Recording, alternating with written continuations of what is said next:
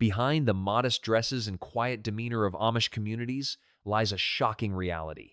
Young girls as early as 12 receive intimate guidance that would surprise the outside world. These aren't whispered secrets, but carefully structured rules passed down through generations. What you're about to discover challenges everything you think you know about Amish intimacy traditions and how young women are prepared for marriage. Rule 1. Silent instruction. Amish girls learn about intimacy without a single direct conversation. Instead, mothers use coded language during daily activities. While washing dishes, a mother might mention how a wife must be available to her husband. During quilting circles, older women share stories about fulfilling duties without explicit details. Girls observe pregnant women and learn through inference. They watch how married women behave around their husbands, noting the subtle deference and availability. This silent education system ensures intimate knowledge passes down while maintaining strict modesty standards. Rule 2. Courtship boundaries. Young Amish women learn strict physical boundaries during courtship that seem shocking to outsiders. Girls are taught that holding hands is only permitted after engagement, and even then, only briefly in family presence. During bundling practices, courting couples may lie together fully clothed with a board between them, supervised by parents. Physical contact beyond holding hands is forbidden until marriage. These boundaries are taught through community stories of girls who went too far and faced consequences. Mothers explain that a girl's reputation depends on maintaining these limits. The community watches carefully, and any violation becomes immediate gossip. Girls internalize that their future marriage prospects depend entirely on maintaining these strict physical boundaries. Rule 3. Pre-marriage preparation. In the months before marriage, Amish girls receive intensive, intimate instruction from elder women in their community. This preparation begins with the engagement announcement and follows a structured timeline. Mothers and aunts gather the bride-to-be for sessions where they discuss marital duties in coded language. They explain that a wife must be ready and willing whenever her husband approaches her. Girls learn about the physical aspects of marriage through euphemisms and biblical references. They're taught that intimacy is both a duty and a blessing, with emphasis on the duty portion. Elder women share practical advice about preparing for the wedding night, including how to approach physical intimacy with proper submission and grace. This education emphasizes that a woman's primary role is to satisfy her husband's needs while maintaining modesty and reverence.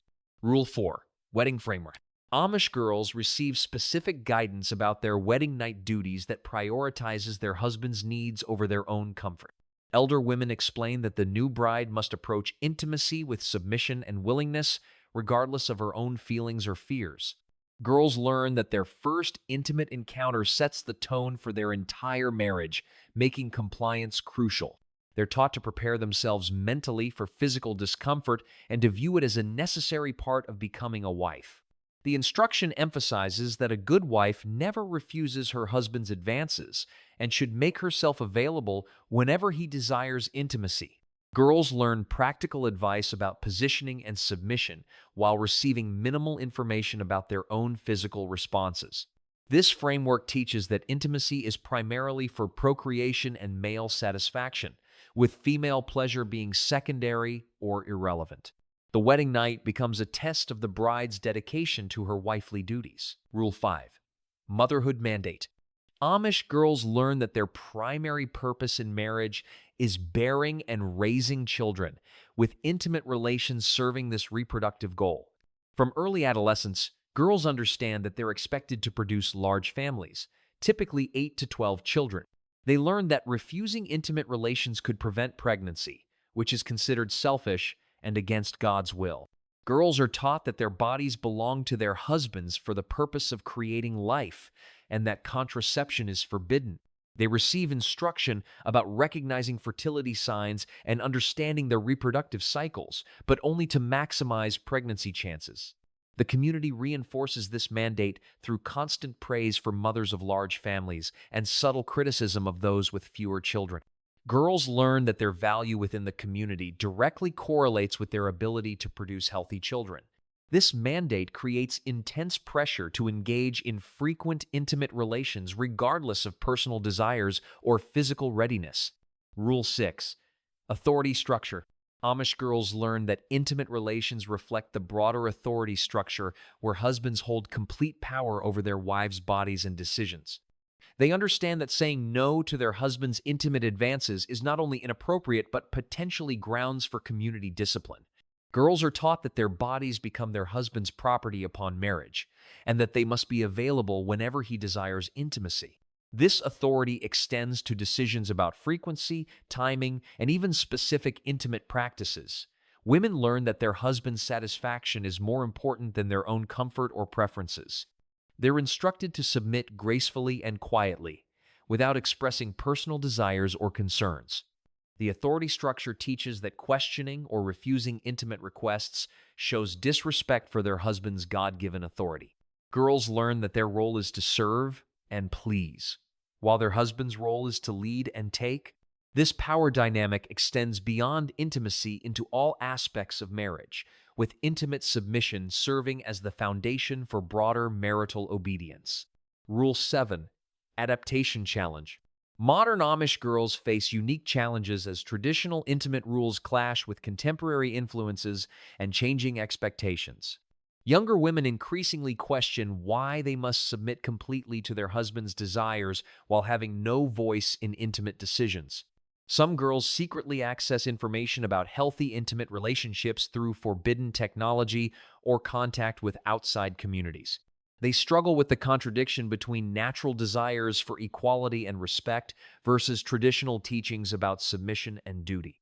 Modern Amish women report feeling conflicted about intimate rules that seem outdated and potentially harmful. Some communities have begun subtle adaptations, allowing more open discussions between married couples about intimate preferences and concern. However, these changes face strong resistance from traditional community leaders who view any modification as dangerous to community stability. This adaptation struggle represents broader tensions within Amish communities about maintaining tradition while addressing modern realities. Cultural impact.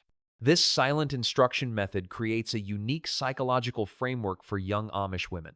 Unlike modern sex education that emphasizes open communication, Amish girls must decode intimate knowledge from fragments and observations. This approach preserves the community's modesty values but often leaves girls with incomplete understanding. The method relies heavily on interpretation, which can lead to anxiety and confusion about marital expectations. However, it also creates a sense of mystery and reverence around intimacy that the community values. The silence surrounding these topics reinforces the idea that intimacy is sacred and private. This educational approach strengthens community bonds as older women feel responsible for guiding younger ones, creating mentorship relationships that extend beyond intimate matters. Boundary consequences. These courtship boundaries serve multiple functions within Amish society that profoundly impact young women's development. The restrictions protect girls from pregnancy outside marriage, which would result in community shunning and limited marriage prospects. However, these boundaries also create intense psychological pressure and anxiety around normal physical attraction and curiosity. Girls learn to suppress natural desires and view physical intimacy as something that only exists within marriage. This can lead to difficulties adjusting to physical intimacy after marriage, as the sudden shift from complete restriction to expected availability can be jarring. The boundaries also reinforce male authority, as men are often given more leeway in courtship behavior, while girls bear the responsibility for maintaining purity. These rules create a culture where women's worth is tied to their physical restraint and compliance. The community's investment in these boundaries reflects their belief that controlling female sexuality is essential for maintaining social order and religious purity. Preparation effects. This pre-marriage preparation system creates significant psychological impact on young Amish women approaching marriage. The intensive instruction period builds anticipation while simultaneously creating anxiety about unknown expectations. The emphasis on duty over pleasure shapes women's understanding of intimacy as something they provide rather than experience mutually. This preparation often leaves girls with unrealistic expectations about marriage and intimacy, as the information remains coded and incomplete. The system reinforces traditional gender roles where women's primary value lies in their ability to serve and satisfy their husbands. However, it also provides crucial community support during a major life transition, ensuring no woman enters marriage completely unprepared. The preparation creates bonds between generations of women who share similar experiences and concerns. This shared knowledge creates a sense of sisterhood and mutual understanding among married women. The system ensures cultural continuity and maintains community standards while preparing young women for their most important life role within Amish society. Framework consequences. This wedding night framework profoundly shapes Amish women's lifelong relationship with intimacy and marriage. The emphasis on submission and duty over mutual pleasure creates an unbalanced dynamic that can lead to dissatisfaction and resentment. Women learn to view intimacy as an obligation rather than a shared experience, which can prevent them from developing healthy sexual relationships with their husband. The framework often results in women experiencing physical discomfort or pain without understanding that intimacy should be pleasurable for both partners. This approach can lead to long-term marital difficulties and emotional distance between spouses. However, within Amish culture, this framework maintains traditional gender roles and ensures that women understand their expected responsibilities. The system creates clear expectations that align with the community's values about marriage and gender roles. For many Amish women, this framework provides structure and certainty about their role, even if it limits their personal fulfillment and autonomy in intimate relationships. Mandate pressure. The motherhood mandate creates enormous psychological and physical pressure on Amish women throughout their reproductive years.